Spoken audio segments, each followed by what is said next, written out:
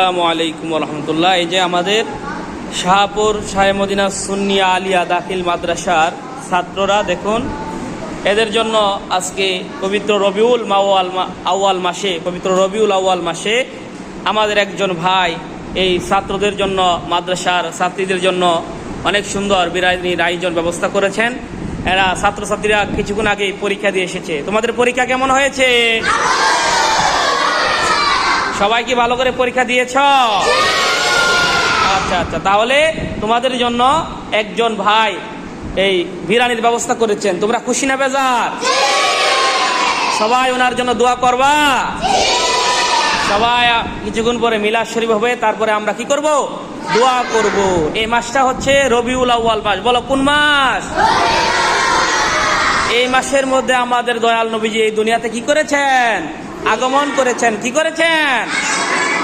আগমন করেছেন, তাশরিফ এনেছেন। রসুলের জন্ম হয়েছে এই মাসে রবিউল আউয়াল মাসের 570 খ্রিস্টাব্দে রোজ সোমবার নবীজি কি করেছেন?